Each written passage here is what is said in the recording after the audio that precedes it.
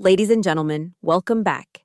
I'm Harper Vance, and you are tuned into the home of ultimate justice. Today, we're following the story of Captain Millie Price, a 15-year veteran and a master of logistics, who moved millions of dollars in assets through the fires of Afghanistan.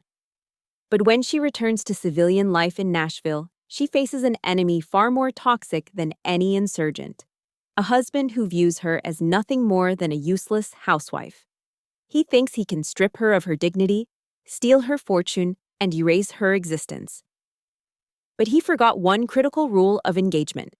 You never declare war on a woman whose job was to know exactly where the bodies are buried. He thought he was breaking a victim. He didn't realize he was activating an operative. Let's watch the counteroffensive begin. The Nashville courtroom was freezing, a sterile box of polished wood and cold marble. Yet a thin trail of icy sweat was trickling down the back of my neck. I sat there with my spine as straight as a steel rod, locked into the eye-tension position that the United States Army had drilled into my soul for 15 long years. My hands were planted firmly on my thighs, fingers digging into the fabric of my skirt to hide the tremor that threatened to betray me. Across the aisle, Grant sat at the center of a platoon of lawyers in high-end Armani suits that caught the light like oil on water. He was leaning back, laughing with his mother, Lydia, and that girl, Claire, as if they were waiting for the curtain to rise on a comedy rather than the final hearing to end a 12-year marriage. Claire's giggle, a high, sharp sound that sliced through the room, made my stomach churn. She was only 24, his former secretary, and she was clutching an orange Hermes bag that was supposed to be my anniversary gift. They didn't even try to hide it. To them, my presence was nothing more than a punchline to a joke I wasn't invited to. I was just the background noise in their celebration. The judge hadn't arrived yet, leaving the air heavy with the scent of expensive cologne and legal ego.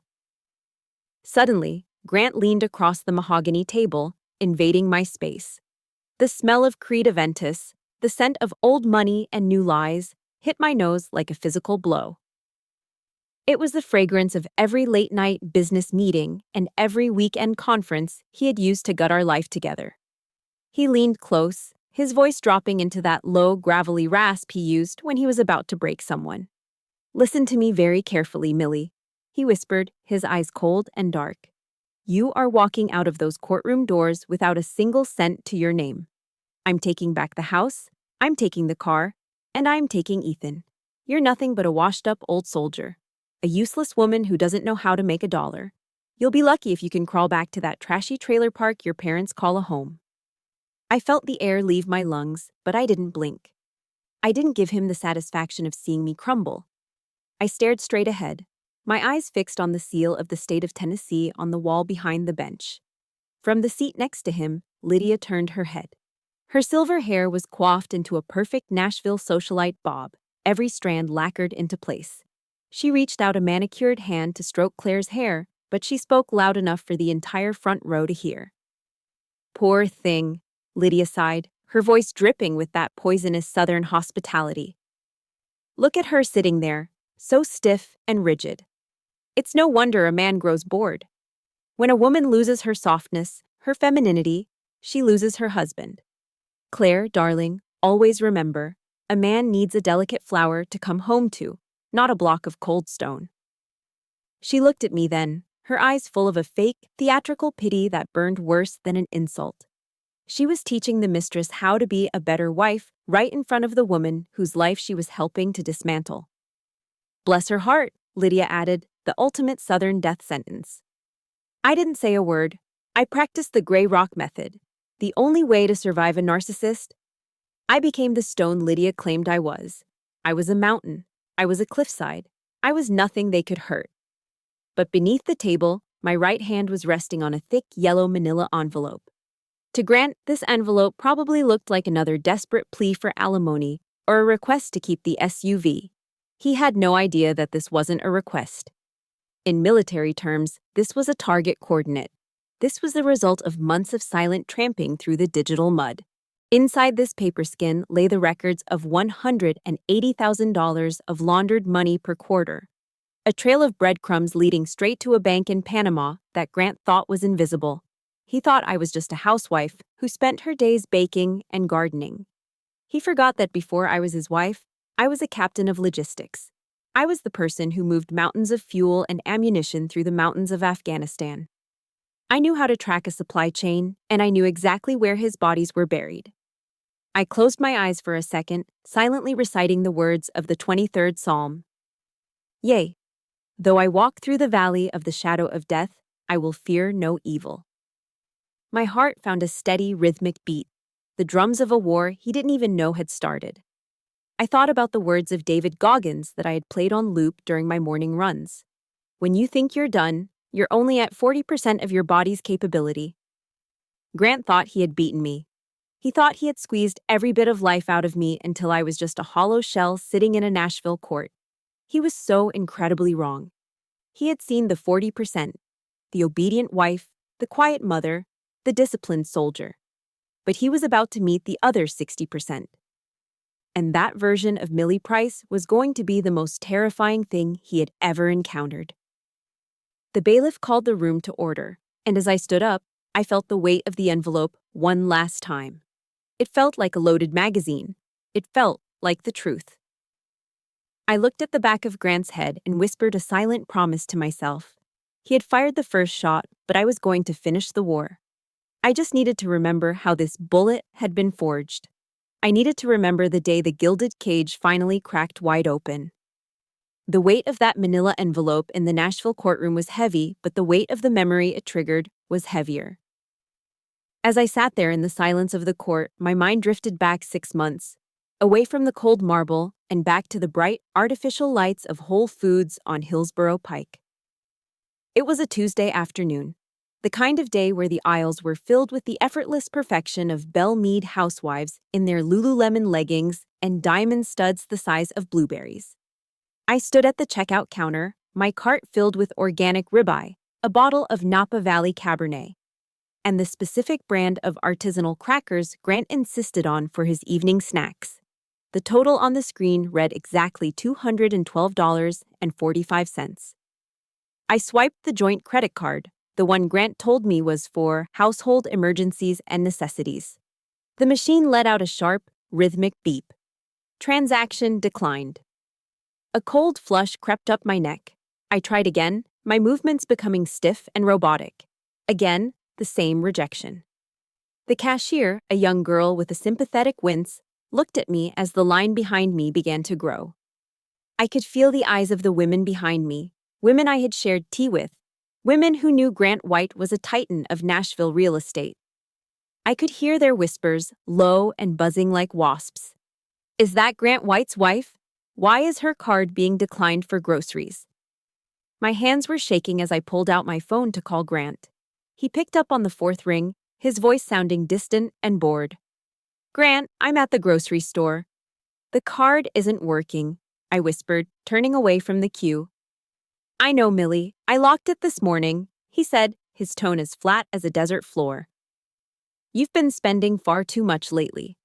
I saw that charge for $35 at the running store. A new pair of shoes? You don't need those. You're at home all day. You aren't training for a marathon anymore. You need to learn the value of $1, so I'm putting you on a strict allowance. Put back the luxuries. Only the essentials, Millie. I'll see you at home. The line went dead.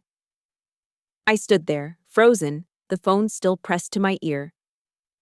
6 months ago, I was a woman who had managed the logistics for a full battalion in the middle of a desert, moving millions of dollars of equipment through active war zones without breaking a sweat. Now, I was a 48-year-old woman being disciplined like a teenager over a pair of running shoes. I'm so sorry, I told the cashier, my voice cracking.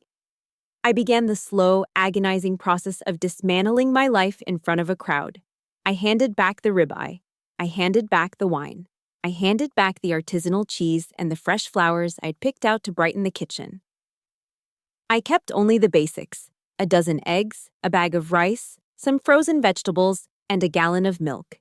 I paid with a $20 bill I'd hidden in the back of my wallet for emergencies. As I walked out, I felt smaller than I had ever been in my life. When I arrived at our mansion, the house felt like a mausoleum. Lydia, My mother-in-law was already there, sitting in the sunroom with a cup of Earl Grey.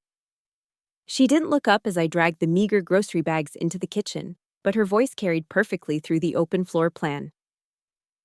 "I heard about the card, Millie," she said, her tone dripping with that trademarked Southern disappointment. "Grant told me he had to step in. Honestly, dear, men work so hard to provide, and it's a wife's job to be a good steward of that wealth. You can't just spend without thinking. You really should take a page out of Claire's book.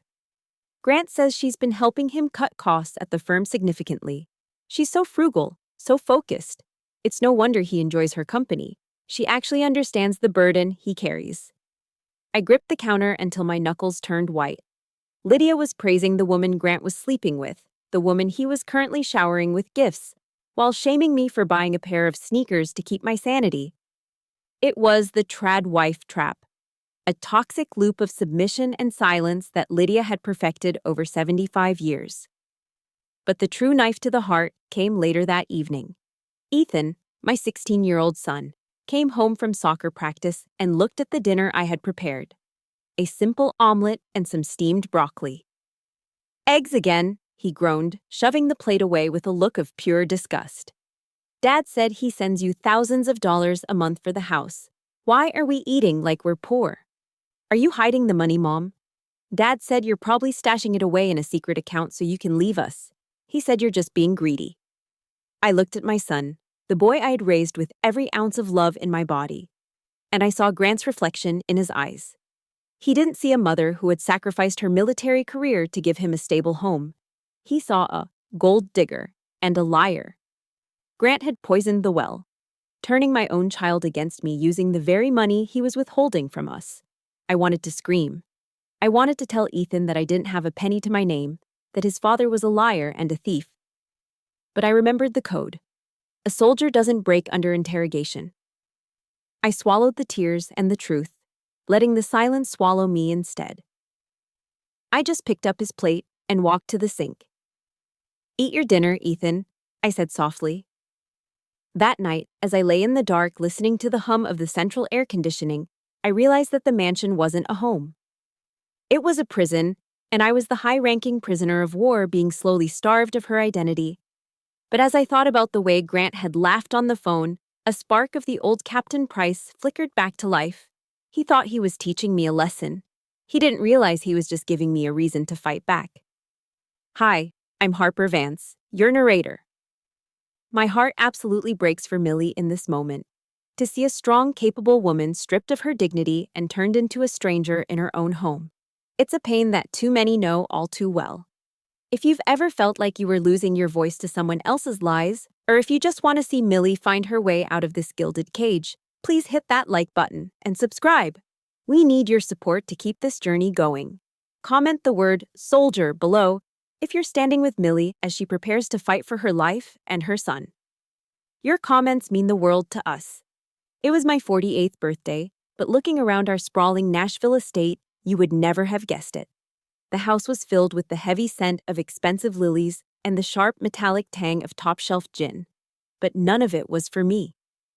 Grant had turned my milestone into another one of his strategic networking mixers. The guest list was a tactical map of real estate developers, city council members, and high-profile investors, all wearing smiles that didn't reach their eyes. I stood in the corner of the grand foyer, feeling like a ghost haunting my own home. I was wearing a navy silk dress I had bought 3 years ago for a charity gala. It was slightly tight around the ribs, and the hem was beginning to fray. But since Grant had frozen my access to the main accounts, a new gown was an impossible luxury. I watched the other women glide by in current season Oscar de la Renta, their laughter sounding like breaking glass. I spent the first 2 hours playing the role of the invisible steward. I directed the caterers, refreshed the ice buckets, and made sure the appetizers were circulating. I was a ghost in my own ballroom. At one point, a man I recognized as a retired colonel from the Tennessee National Guard approached me. "Captain Price, isn't it?" he asked, his eyes brightening with genuine respect. "I remember your work with the Logistics Battalion in Kandahar. Remarkable efficiency under fire. Are you still active with the Veterans Association here in Nashville?" I opened my mouth to answer, a flicker of my old identity warming my chest. But Grant appeared out of the shadows like a shark sensing blood in the water. He slipped an arm around my waist, his grip firm enough to bruise. "Oh no," Grant interrupted, his voice smooth and condescending as he smiled at the colonel. "Millie has retired from all that rough and tumble business. She's strictly a domestic commander now. These days, she's much more interested in heirloom roses and perfecting her sourdough starter than military strategy. She's completely forgotten about her army days, haven't you, honey?" He laughed, a rich, jovial sound that invited the colonel to join in the ridicule. I felt my face flush crimson. With 10 words, he had erased 15 years of my service, my rank, and my pride. I wasn't an officer, I was a gardener who made bread. I stood there, silent, my throat tight with a scream I couldn't let out. By the time we gathered for the cake cutting, the humiliation was only beginning. Lydia, looking regal in a twin set that probably cost more than my first car, clinked her crystal glass to get everyone's attention. "Now, everyone," she chirped, her southern drawl honeyed and lethal. "I have a little something for my dear daughter-in-law. It's so hard to shop for someone who is always at home." She handed me a thin, white envelope. My heart gave a pathetic little flutter of hope. Perhaps this was it. A gesture of kindness, a peace offering. I opened it with trembling fingers. Inside was a $50 gift card to Target. $50. I'd been a part of this family for 12 years. I'd raised their heir, managed their households, and protected their secrets. "I thought you might need to pick up some new cleaning supplies or perhaps some kitchen towels," Lydia added, her eyes gleaming with cold triumph.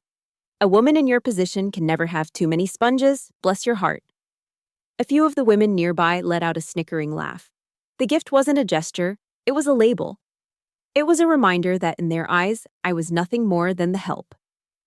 I clutched that plastic card, feeling the sharp edges dig into my palm. It felt like a death warrant for my dignity. Then the front door opened and the air in the room shifted. Claire walked in. She was late, draped in a crimson cocktail dress that fit her like a second skin, her blonde hair cascading over her shoulders in perfect waves. The room went silent. Grant's eyes lit up with a hunger he hadn't shown me in a decade. "Claire!" he called out, his voice full of warmth. "I'm glad you could make it. We were just discussing the success of the new downtown development."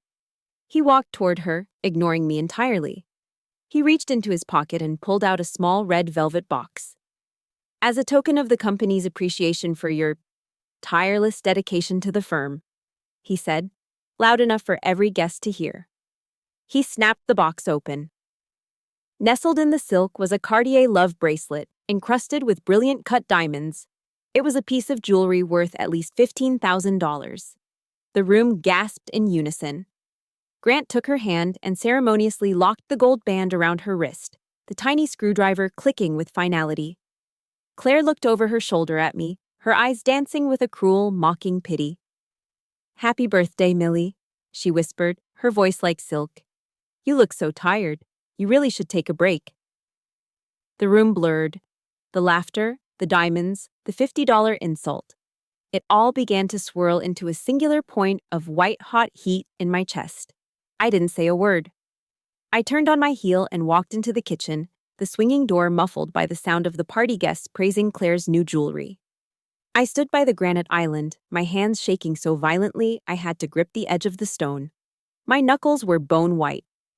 A moment later, Grant followed me in. He didn't look guilty. He looked annoyed.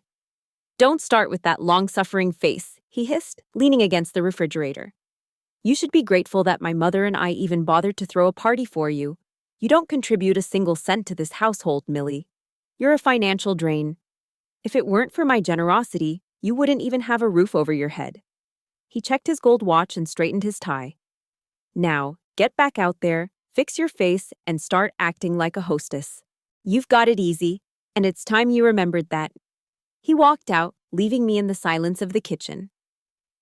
I looked at my reflection in the polished glass of the double oven. The woman staring back wasn't the broken housewife Grant thought he had created. Her eyes were hard, her spine was straight. The gray rock had hardened into something much more dangerous. The target was identified, the enemy was clear. Grant thought he was dealing with a victim, but he had forgotten one thing about Captain Price.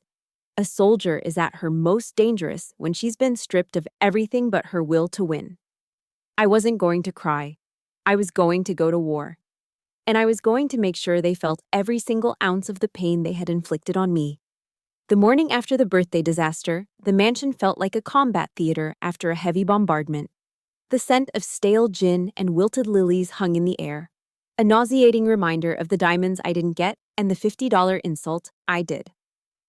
Grant was already gone by 8 in the morning, headed to the Belmead Country Club for a round of golf with his high-value partners. In his world, a round of 18 holes was where the real pillaging happened. I watched his silver Porsche 911 pull out of the driveway from behind the kitchen blinds. Usually, Grant was meticulous about security, a habit born from a decade of hiding things from the IRS and me. But today, his arrogance was on full display. He had left the heavy mahogany door to his home office slightly ajar. It was a careless mistake he never would have made in the early years of our marriage. Back then, he still viewed me as a potential threat. Now, he viewed me as a piece of furniture, necessary for the aesthetic of the house, but ultimately brainless. "Don't touch the paperwork on my desk, Millie," he had barked at me 2 months ago when I offered to help file his invoices. "Your head only has room for sourdough recipes and grocery lists. Leave the numbers to the men who actually know how to generate them." That insult had cut deep at the time, but as I stood in the hallway today, it felt like a strategic asset. His belief in my incompetence was my greatest weapon. Arrogance is the thinnest shield an enemy can carry, and Grant was practically naked. I stepped into the office. I didn't enter as the neglected wife. I entered as Captain Price. I took a deep breath, centered my core, and activated scan mode. To most people, Grant's desk was a chaotic mess of high-end stationery and leather-bound ledgers.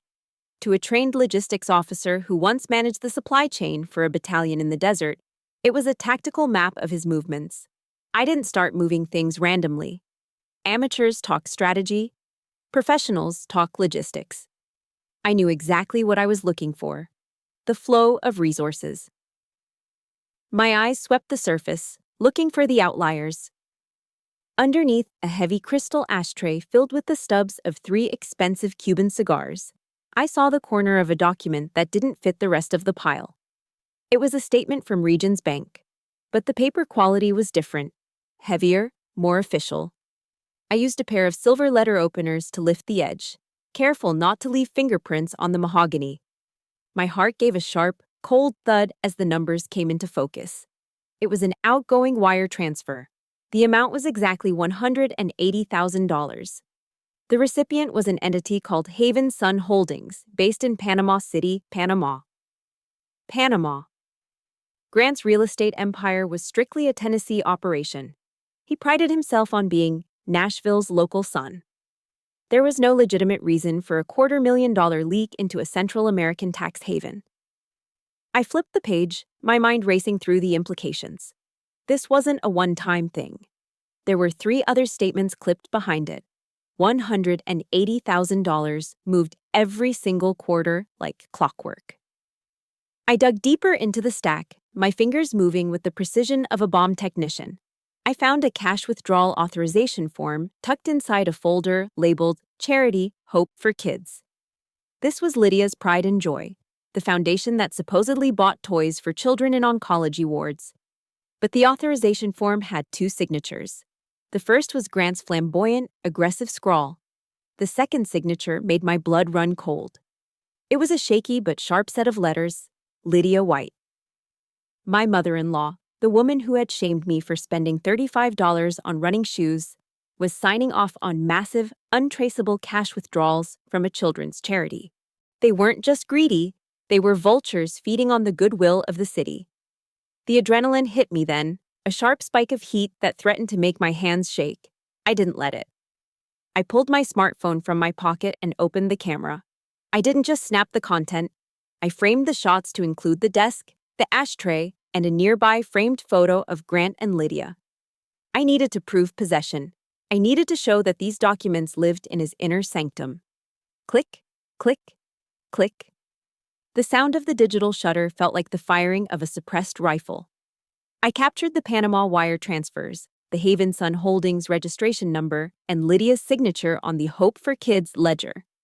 I was building a dossier that would turn their gilded world into a prison cell. Suddenly, a low, guttural roar echoed from the driveway. My stomach dropped. That was the unmistakable sound of the Porsche's flat-six engine. Grant was back. He must have forgotten his favorite putter or cut the game short. I didn't panic. Panic is for civilians. I slid the documents back into the pile, using the indentations on the leather desk mat to guide them back to their exact original positions. I placed the crystal ashtray back down, aligning the cigar stubs to the millimetric precision of my initial mental snapshot. I slipped out of the office and into the kitchen just as the heavy front door groaned open. I grabbed a kitchen towel and started wiping the granite counter, my breath steady, my face a mask of domestic boredom. "Millie!" Grant yelled from the foyer, his voice dripping with irritation. "I forgot my lucky glove." "Why aren't you in the garden? The weeds are starting to look like your parents' backyard." "I was just about to head out, Grant," I called back, my voice as flat and unbothered as a gray rock. He stomped past the kitchen, not even glancing my way. He had no idea that the useless woman in his kitchen had just found the head of the snake. My heart was still pounding like a time bomb, but as I looked down at my phone, I knew the war had officially begun. I had the intel. Now, I needed a specialist to help me use it. I lied to Grant's face at 10 o'clock on a Tuesday morning. I told him Lydia had a migraine and needed a specific prescription from the pharmacy in Brentwood. He didn't even look up from his iPad. He just waved a hand in dismissal, his mind already calculating the next acre of Nashville dirt he could flip for a profit. To him, I was just a courier, an errand girl with a wedding ring. I drove past the manicured lawns and the white picket fences of Belle Meade, my heart hammering against my ribs like a trapped bird. Once I hit the interstate, I didn't stop at the pharmacy. I kept driving until the luxury boutiques and the high-end bistros faded away, replaced by the gritty, honest landscape of the Nashville outskirts. I pulled the SUV into the parking lot of a Waffle House. The yellow and black sign was faded, and the air smelled of burnt coffee and diesel exhaust. This was a place where Grant White would never be caught dead. His Italian leather loafers were meant for marble floors, not the sticky linoleum of a roadside diner. And that was exactly why I chose it. In the back corner booth, hunched over a mug of black coffee, sat Marlon Pierce. 10 years ago, he was a 19-year-old scout under my command, a kid with sharp eyes who could spot an IED in the Afghan dust from 500 yards away. Today, he was a private investigator specializing in white-collar crime, his face weathered by a decade of seeing the dark side of the civilian world. The moment I walked through the door, Marlon stood up. He didn't offer a casual wave. He stood at a sharp, instinctive attention, his shoulders back, his eyes locked onto mine. "Captain," he said, his voice a low rasp. He looked at me, really looked at me, and his jaw tightened. "You've gotten thin, ma'am. Too thin." The weight of those 3 words almost brought me to my knees. In the mansion, thin was a compliment, a requirement for the Nashville social scene. Coming from Marlon, it was an observation of a soldier who saw his commanding officer being slowly eroded by a different kind of war. I took a seat across from him, the vinyl booth groaning under the weight of my secrets. "It's a different kind of combat, Marlon," I whispered, sliding my phone across the table. I opened the folder of photos I had taken in Grant's office. Marlon pulled a pair of reading glasses from his pocket and began to scroll. I watched his face. I watched the scout return to his eyes. He didn't look at the numbers as currency. He looked at them as a supply chain. "Ma'am," Marlon said after a long silence, his voice dropping an octave. "This isn't just tax evasion. This isn't just Grant skimming a few thousand off the top of a development deal." He pointed to the Hope for Kids ledger and then to the wire transfers for Haven Sun Holdings in Panama. "This charity that Lydia runs, it's a sophisticated money laundering machine," he explained, his eyes burning with a cold, professional fury. "They're taking massive kickbacks from construction contractors for city projects. But they can't just put that cash into Grant's business accounts. So, they funnel it through Hope for Kids as private donations for oncology wards. Then, they spend that money on fake medical supplies from Haven Sun Holdings, the shell company in Panama. The money comes out clean on the other side, and Lydia gets to play the saint while she's actually stealing from dying children. A wave of nausea hit me so hard I had to grab the edge of the table. I had lived in that house for 12 years. I had helped Lydia organize silent auctions for those kids. I'd seen her hold the hands of grieving parents while wearing a strand of pearls paid for by the very money she was stealing from their wards. The depravity was so absolute, so complete, that it burned away the last shred of my hesitation. "I'm going to bury them, Marlon," I said, my voice as cold as a Kandahar winter. "I want them to lose everything." Marlon reached into his jacket pocket and pulled out a sleek, matte black ballpoint pen. He placed it on the table between us. "This isn't just a pen," he said. "It's a high-fidelity directional recording device. It's voice-activated, has a battery life of 48 hours, and it's encrypted. If you can get this into a room with them while they're talking business, we don't just have numbers, we have confessions." I picked up the pen. It felt light in my hand, but the weight of the responsibility it carried felt like 1,000 pounds of lead. "Millie," Marlon said, using my name for the first time, his expression grim. "If they catch you with this, if Grant or Lydia find out you're recording them before the FB, I has the warrant. Grant isn't going to just file for divorce. A man with this much to lose will make you disappear. Literally. He has the money and the connections to bury a body where even a scout couldn't find it. Are you sure you can do this?" I looked at the pen, then at my reflection in the greasy window of the Waffle House. I saw the hollowed-out version of myself, the woman Lydia called stiff and Grant called useless. But then I thought about David Goggins and the phrase that kept me moving on the treadmill every morning. Who's gonna carry the boats? When the mission is heavy, when the odds are impossible, you don't look for an exit. You look for a way to carry the weight. "I've walked through minefields in Kandahar to get ammunition to my men, Marlon," I said, my voice steady, my spine locked into place. "Grant White is a coward with a big mouth and a deep wallet. He's used to bullying people who are afraid of him. He doesn't know that he's married to the person who's going to dismantle his entire world." I took the pen and slid it into the inner pocket of my jacket, right against my chest. I could feel my heart beating against the device, a steady rhythmic drum of a war that had just escalated. "I'm going to get the head of the snake," I promised. Marlon nodded, a look of grim respect on his face. "I'll be waiting for the signal, Captain. Stay safe." I walked out of the Waffle House and back into the bright Nashville sun. The world looked the same. The traffic was moving, the birds were chirping, but the air felt different. I wasn't an errand girl anymore. I was an operative. And the vipers in the mansion had no idea that their newest house guest was carrying a recording of their own funeral. 2 weeks had passed since I had met Marlon at the Waffle House, and every second since then had felt like walking through a minefield in the dark. The black recording pen sat in the inner pocket of my blazer, a cold, heavy secret pressing against my ribs. I had become a master of the mask. I was the obedient wife, the quiet shadow, the woman who took Grant's insults and Lydia's "bless your hearts" with a vacant, submissive smile. I was deep undercover in the place I used to call home. Friday night arrived with a chilling announcement. Grant called me at 3 in the afternoon, his voice sharp and demanding. "We have a VIP guest coming over for dinner to discuss the downtown project, Millie," he said, not even bothering to ask if I was busy. "I want everything perfect. Make the steak, medium rare, exactly how I like it, and don't overcook it like you did last time. Claire is coming along to take notes, so try to look presentable. Don't embarrass me with that exhausted suburban housewife look." The line went dead before I could reply. My hand gripped the phone so hard I thought the screen might crack. He was bringing her here. He was bringing the woman he had gifted diamonds to on my birthday into our dining room and asking me to cook for her. It was a level of disrespect so calculated, so profound, that it made my vision blur with white-hot rage.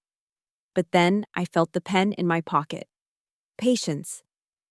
Patience is a tactical requirement. When they arrived, the front door swung open with a burst of laughter. Grant walked in, smelling of expensive bourbon and ego, with Claire draped on his arm. She looked like she had just stepped off a runway in a tight, emerald green silk dress that screamed for attention.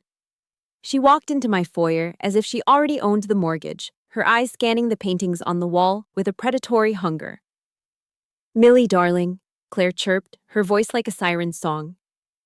"I hope we aren't a bother. Grant said you wouldn't mind putting together a little something for us." Grant didn't even look at me, he just threw his coat onto the bench. "Millie, get to the kitchen. Claire is hungry and we have a lot of paperwork to get through, and make sure the wine is chilled." I didn't argue. I didn't scream. I performed the gray rock method with the precision of a professional. I nodded slowly, my eyes downcast. "Of course, Grant. I'll start the steaks."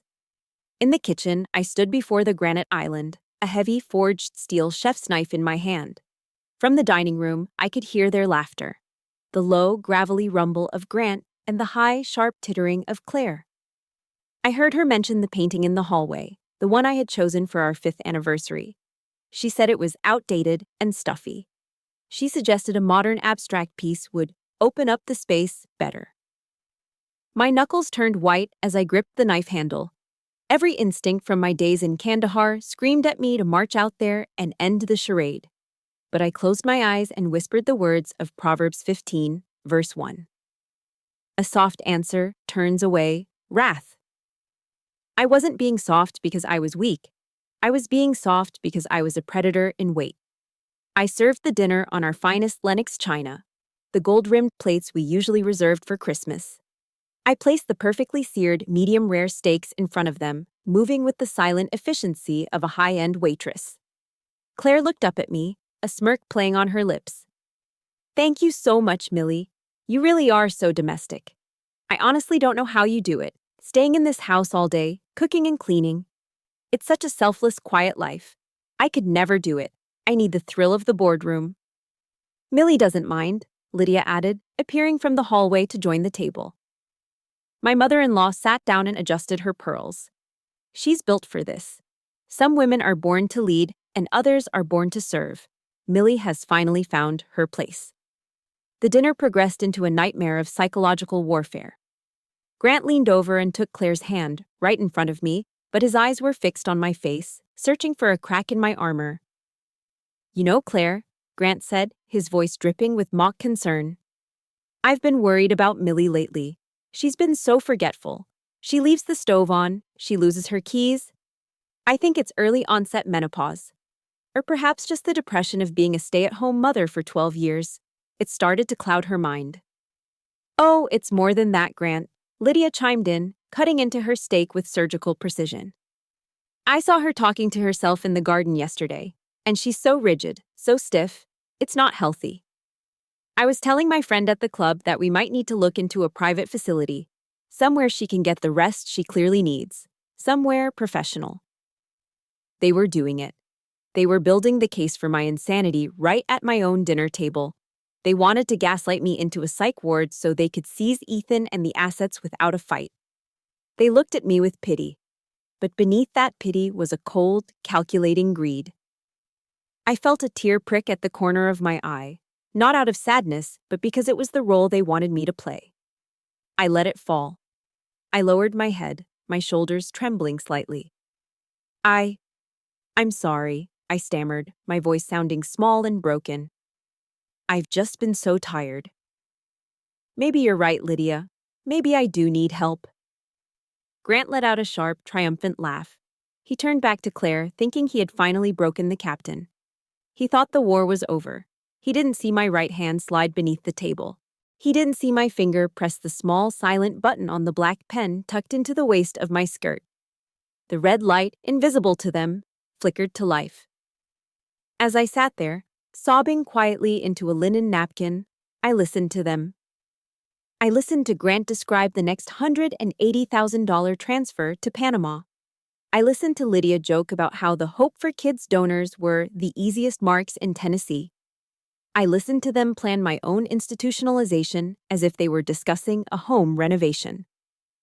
"Once she's in the facility, we'll have full power of attorney," Grant whispered, leaning in close to Claire. Then we can finally clear out the rest of the trust. It'll be like she never existed. Go ahead, Grant. Talk. Tell me everything. Every word you speak, every laugh you share with your mistress, is another nail in your coffin. I sat there in the dark, the useless woman they despised, while the digital tape rolled on, capturing the sound of their own destruction. The actress had performed her greatest role, and now the audience was about to pay the price. My skin is absolutely crawling after witnessing that. The sheer arrogance it takes to sit in someone's home, eat the food they prepared, and plot their destruction right to their face is beyond evil. Millie is standing in the heart of the fire right now, playing a part that would break most people. If your heart is pounding for her, and if you're ready to see her turn those recordings into a weapon that will level their world, please hit that like button and subscribe. We need to show Millie she isn't alone. Comment the word actress below to show your support for her incredible courage under pressure. Let's make sure Grant and Lydia don't get away with this. The countdown to the final trial felt like watching a slow-burning fuse crawling toward a mountain of gunpowder. Only 1 week remained. The mansion in Belle Meade was no longer a home. It was a psychological battlefield where the air was thick with the scent of expensive lilies and the metallic tang of impending doom. I had lived in this house for 12 years, building a life I thought was made of stone, only to find it was constructed from the cheapest, dirtiest glass. Claire, Grant's mistress, had become a permanent fixture in my living room, her Gen Z arrogance radiating off her like a cheap, synthetic perfume. She was the epitome of the Instagram generation, obsessed with her digital footprint but utterly blind to the physical trail of destruction she left behind. She treated our house like a boutique hotel, constantly using the shared iPad in the living room to scroll through mindless TikTok trends or stream shows while she waited for Grant to finish his business meetings. She viewed me as a relic of a forgotten era, a broken housewife who couldn't even navigate a smartphone, let alone a high-stakes conspiracy. On a gray Tuesday morning, Claire and Lydia were rushing out for a celebratory shopping spree at the mall at Green Hills. Claire tossed the iPad onto the velvet sofa, her mind already on the next pair of designer heels she would buy with my husband's stolen money. The screen was still glowing, a rectangle of light in the dim room. I moved to turn it off, but my hand froze mid-air. The email application was open. A draft sat there, unpolished and raw, addressed to Grant's private server. The subject line was what caught my eye: Update for Jehovah's Witnesses. I frowned, my mind racing. Grant was a devout atheist who viewed religion as a crutch for the weak. He wouldn't know a Jehovah's Witness from a Mormon. I opened the draft, my heart performing a slow, heavy rhythm against my ribs. Attached was an Excel spreadsheet titled Missionary Fund. I clicked it, my breathing becoming shallow and controlled. It wasn't a missionary fund. It was a digital ledger of death and greed. The first entry was a transfer of $500,000 into the Hope for Kids Foundation. The note next to it was a coded instruction: Disperse for construction site 7. Kickback verified. The stupid, shallow code they used was almost laughable. Jehovah's Witnesses referred to the subcontractors who witnessed the dirty deals but kept their mouths shut in exchange for cash. Claire had been using her personal account to manage these drafts because she was too lazy to log into the encrypted office server. Her arrogance had led to the ultimate failure in operational security. She assumed I was too old and too stupid to understand what an attachment even was. My hands didn't shake. I was Captain Millie Price, and I was back in the logistics center in Kandahar, tracking enemy movements through a sea of static. I moved with the cold, silent efficiency of a professional soldier. I forwarded the email to an anonymous, encrypted address Marlin had set up for me on a secure server. Then, I went into the sent folder. I deleted the record. I went into the trash. I emptied it. I wiped every digital footprint I had made, leaving the iPad exactly as it was when she dropped it. I had the smoking gun. I had the ledger that proved they were stealing $500,000 from a children's charity to pay for kickbacks on their luxury real estate projects. My soul burned with a righteous fury I hadn't felt in a decade. Suddenly, the heavy mahogany front door groaned open. The sharp, rhythmic clack of high heels echoed on the marble foyer. They were back. Claire and Lydia had forgotten a wallet, their voices loud and sharp with irritation. I didn't have time to run upstairs or slip out the back. I dove into the kitchen, pressing my back against the shadows behind the massive industrial refrigerator. I held my breath, my heart pounding like a time bomb. "I told you to be more careful, Claire," Lydia's voice hissed, the honeyed southern drawl replaced by a voice as cold as a serpent's belly. "If Millie finds out even a fraction of what's in those files before the judge signs that decree, I will not let her walk out of this life with a story to tell. I've lived too long in this town to let a washed-up soldier ruin my family's legacy." "She's too stupid to notice, Lydia," Claire laughed, her voice vibrating with a sickening confidence. "She's probably in the garden talking to her roses right now." "Don't underestimate a cornered animal," Lydia snapped. "If she becomes a problem, I will make sure her car accident looks like a tragic, drunken mistake. I've already spoken to the contact. 1 week, Claire, just 1 more week, and she is gone for good." My heart stopped for a single beat. My own mother-in-law, the woman who had sat across from me at every Thanksgiving for over a decade, was discussing my murder. She wasn't just talking about a divorce, she was talking about an execution. I reached into the pocket of my apron, my fingers finding the cold, smooth plastic of the recording pen. The tiny, microscopic red light was flashing in the darkness. It was recording. Every word of Lydia's threat, every bit of Claire's nervous giggle, was being etched into a digital file that would become their prison sentence. I waited until the sound of their footsteps vanished up the grand staircase. I stepped out of the shadows, my face a mask of cold, unyielding iron. The gray rock had become a diamond. I looked at the recording pen and then at the iPad on the sofa. I had everything. I had the money laundering. I had the adultery. And now, I had the proof of a murder conspiracy. 12 years of silence ended in that kitchen. I didn't feel fear anymore. I felt the surge of adrenaline that comes before a final assault. I was no longer a victim waiting for a judge to decide my worth. I was the officer holding the detonator to their entire world. Grant thought he was ending a marriage. He had no idea he was ending his freedom. The act was over. The war was won. I walked to the window and looked out at the Nashville skyline, my eyes as sharp as a hawk. "See you in court, you bastards." The air in courtroom 402 of the Davidson County Courthouse was heavy enough to choke a man. It smelled of old wood, floor wax, and the metallic tang of impending disaster. I sat at the petitioner's table, my back as straight as a bayonet, my eyes fixed on the empty space ahead of me. Across the aisle, Grant looked like the king of Nashville. He was leaning back in his leather chair, whispering something to Claire that made her let out a sharp, tinkling laugh. His lawyer, a man with a $5,000 suit and a smile like a shark, had just finished his closing statement. "Your Honor," the lawyer said, his voice dripping with condescension. "My client has been more than generous. He has provided for this woman for 12 years. He has carried the financial burden of her early retirement from the military.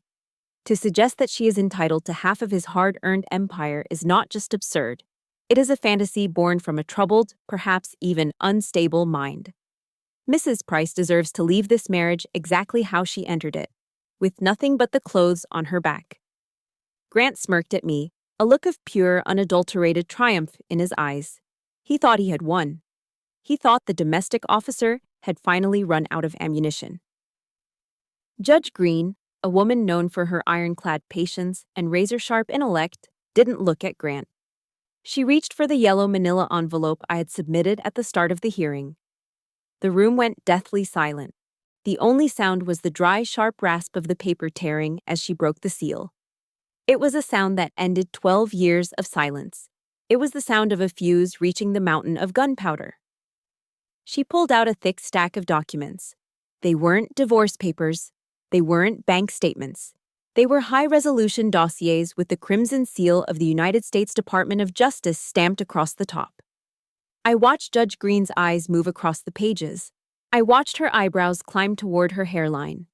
When she finally looked up, she didn't look at me. She looked at Grant with the kind of cold, clinical disgust one might reserve for a cockroach about to be crushed. "Mr. White," the judge said, her voice vibrating with a sudden, terrifying authority. "This is not a property settlement agreement. This is a federal arrest warrant." The smirk on Grant's face didn't just fade, it vanished as if it had been wiped away by a blow to the jaw. He blinked, his mouth falling open. I'm sorry?" "Your Honor, there must be some mistake. I know the governor. I was at his fundraiser last week." Judge Green slammed her gavel, the sound echoing like a gunshot through the hall. "Order, Mr. White. Sit down. Based on the evidence provided by a cooperating witness, Captain Millie Price, the FBI has established a multi-agency task force. Under the Racketeer-Influenced and Corrupt Organizations Act, you are being charged with money laundering, tax evasion on an international scale, and conspiracy to commit murder in the first degree." The silence that followed was absolute. Then, the world exploded.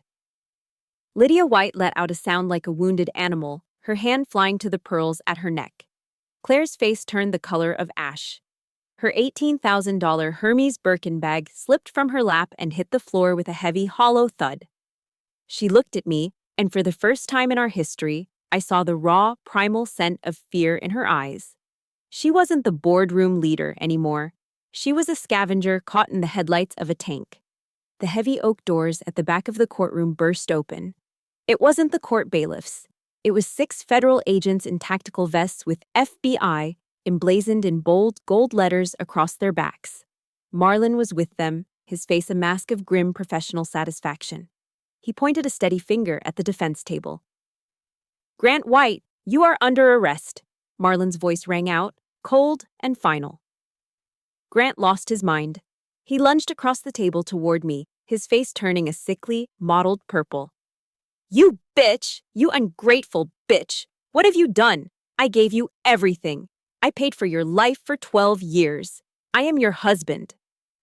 2 agents tackled him before he could reach the aisle, slamming his face into the polished wood of the defense table. The sound of the steel handcuffs clicking into place was the most beautiful music I had ever heard. Lydia was screaming now, her voice a shrill, hysterical shriek as a female agent moved to secure her. "Don't touch me. This is Italian silk. Millie, tell them to stop. Your family. Millie, please." Family. Now she remembered. I stood up slowly. I didn't rush. I didn't yell.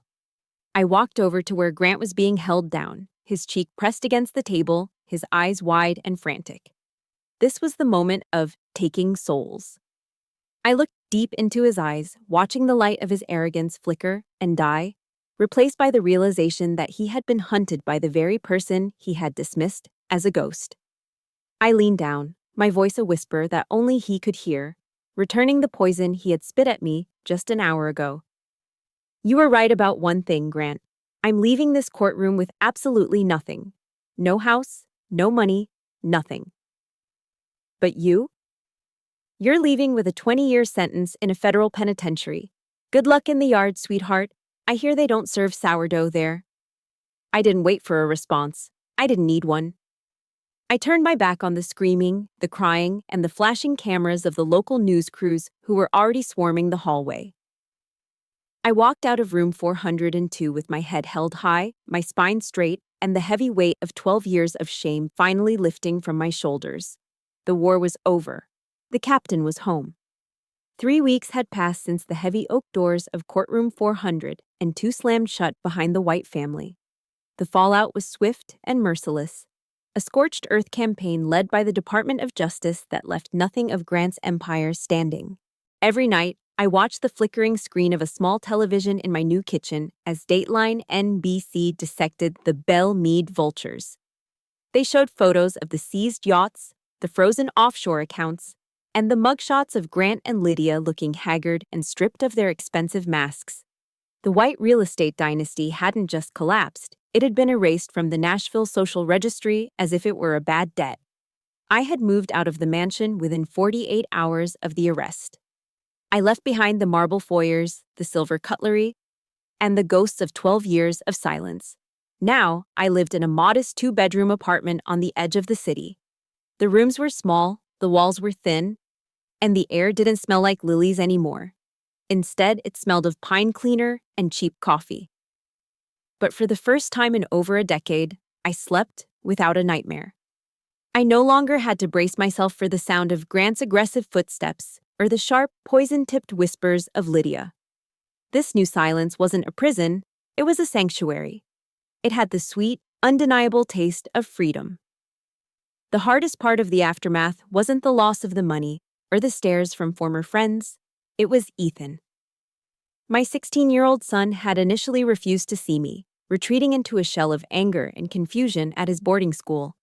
To him, I was still the traitor who had destroyed his hero. But the truth has a way of cutting through even the thickest walls of manipulation. A week ago, the FBI released the full transcripts and audio of the recordings I had captured. Ethan heard it all. He heard his grandmother, the woman who used to bake him cookies and tell him he was special blood, calmly discussing how to stage a car accident to kill his mother. He heard his father, his idol, the man he wanted to be, agreeing that I was a financial drain who needed to be removed so they could protect their stolen millions. His world didn't just crack, it shattered into a million jagged pieces. He realized that the summer vacations in the Hamptons and the custom-built gaming PCs had been bought with the blood of sick children and the planned execution of the woman who gave him life. The knock on my door came at 10 o'clock on a rainy Tuesday night. I opened it to find Ethan standing in the hallway, soaked to the bone. He didn't have his designer luggage or his expensive tech gear. He had one worn-out backpack and a face that was red and raw from crying. He looked exactly like the little boy I used to hold in my arms before the whites convinced him that his mother was stiff and useless. "Mom," he whispered, his voice cracking, a jagged sound that tore through my heart. "Dad said you were the one who betrayed us. He said you were the enemy." "But I heard the tapes, Mom. I heard what they said. He really meant to kill you, didn't he?" I didn't try to explain the complex legalities or the years of abuse. I didn't need to. I just stepped back and opened my arms as wide as I could. Ethan didn't hesitate. He collapsed into me, burying his face in my shoulder and sobbing like a 3-year-old who had been lost in the woods. "I'm so sorry, Mom," he wailed, his body shaking with the force of his apology. "I was so mean to you. I listened to Grandma when she said you were poor and weak. I laughed at your clothes. I'm so sorry. Please don't hate me." I held him tight, my own tears hot and silent. I remembered the words from Ephesians 4, verse 32. "Be kind to one another, tender-hearted, forgiving one another." I wasn't forgiving Grant or Lydia, they were beyond redemption. But I was forgiving my son. He had been a casualty of their war, a victim of a different kind of logistics. "I could never hate you, Ethan," I murmured into his hair. "The war is over. You're home now." Later that night, the rain drumming a rhythmic beat against the window. I stood in my cramped kitchen and cracked 4 eggs into a bowl. I made omelets. It was a simple meal, seasoned only with salt, pepper, and a little cheddar cheese, the kind of poor man's food Lydia used to sneer at. There was no marble island, no silver forks, and no high-end catering staff. We sat at a small wooden table I had bought at a thrift store. Ethan ate with a ferocity I hadn't seen in years. "This is really good, Mom," he said, his mouth full, a small, genuine smile finally touching his eyes. I sat across from him, sipping water from a plain glass, and I realized that I had won the only battle that truly mattered. Grant had taken 12 years of my youth. He had tried to steal my reputation and my very life, but he had failed to steal my son's future. The gray rock had survived the storm, and though the landscape was scorched and the riches were gone, the soil was finally clean. Money couldn't buy the peace I felt in that tiny apartment. It couldn't buy the look in Ethan's eyes as he realized his mother was a soldier who had fought through hell just to bring him home. I looked at the rain outside and then at my son, and I knew that tomorrow, for the first time in a very long time, the sun would rise on a life that was finally, truly mine. 1 year had passed since the walls of the White Empire came crashing down in courtroom 402. In Nashville, memories of scandal usually fade as fast as the morning mist over the Cumberland River, but the fall of Grant White was different. It wasn't just a bankruptcy, it was an exorcism of a parasite that had fed on the city's goodwill for decades. The final sentencing was handed down last month. Grant was sentenced to 25 years in a federal penitentiary without the possibility of parole. He didn't look like a king anymore. He looked like a small, frightened man in a cheap orange jumpsuit, his skin sallow and his arrogance finally extinguished. Lydia White, the grand matriarch who once ruled the social circles of Belle Meade with a silken tongue and a heart of ice, had suffered a different fate. Claiming a sudden onset of dementia, a move my lawyer suspected was 50% strategy and 50% karma, she was placed in a state-run nursing home. There were no Italian silk sheets there, no pearls, and no silent auctions. There was only the smell of industrial disinfectant, the hum of fluorescent lights, and the crushing loneliness of a woman who had spent her life destroying others. Claire, the ambitious Gen Z architect of the money laundering scheme, was serving 8 years for conspiracy and obstruction of justice. Justice, as the saying goes, is a dish best served cold. And I had enjoyed every frost-bitten bite. I stood in my new office today, looking at the gold lettering on the glass door.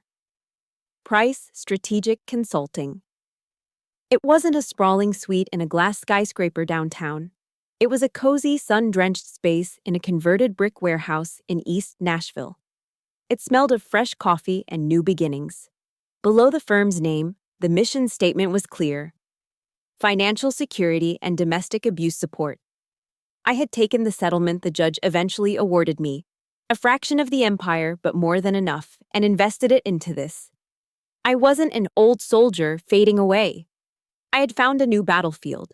I used the skills I had honed in Kandahar: logistics, strategic planning, and the ability to spot a threat before it strikes, to help women who were trapped in the same gilded cages I once occupied. I taught them how to find hidden assets, how to secure their digital footprints, and how to build a tactical escape plan. But more than that, I taught them how to find the person they were before someone told them they were nothing. The bell above the door chimed, and a woman walked in. She was wearing oversized sunglasses that couldn't quite hide the yellowing bruise on her left cheekbone.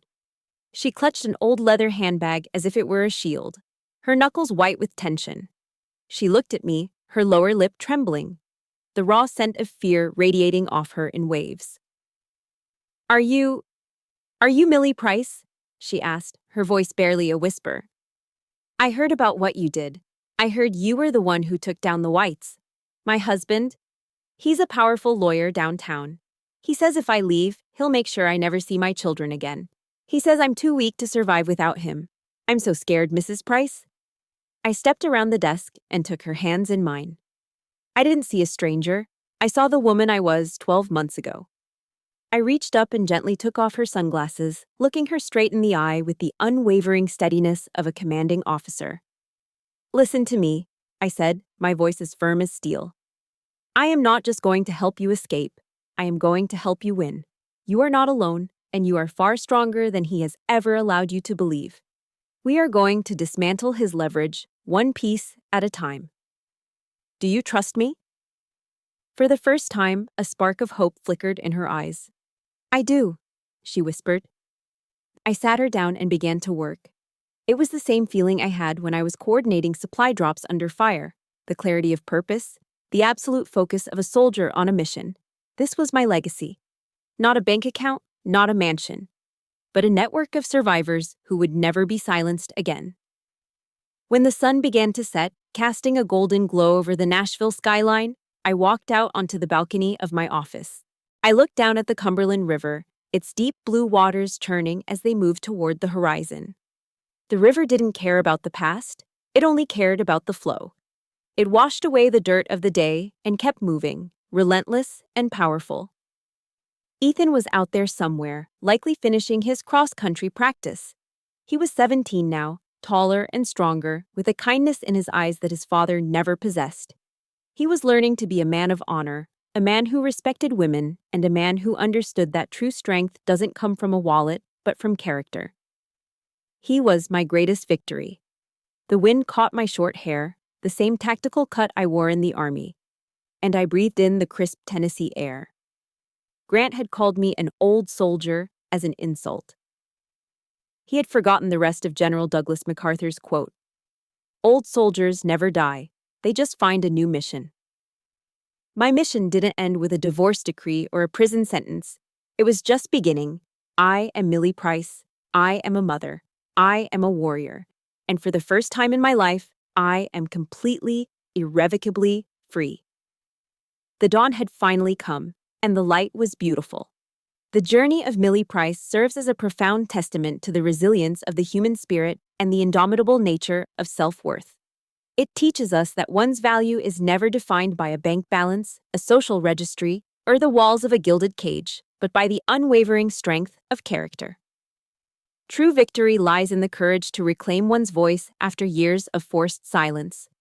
This story reminds every listener that no matter how deep the betrayal, the skills and light within you can never be fully extinguished. Resilience is not just about surviving the fire. It is about emerging with the wisdom to light the way for others who are still lost in the dark. I hope this finale brought you the peace and justice you were waiting for. Millie's triumph is a beacon for anyone currently standing in the shadows of their own life, proving that it is never too late to start over. If her incredible journey touched your heart today, please show your support by hitting that like button and subscribing to our channel. Your engagement allows us to continue sharing powerful stories of rebirth and justice. Comment the word warrior below if you are ready to reclaim your own power. Thank you for joining us through all. Stay strong, stay brave, and always carry the boats.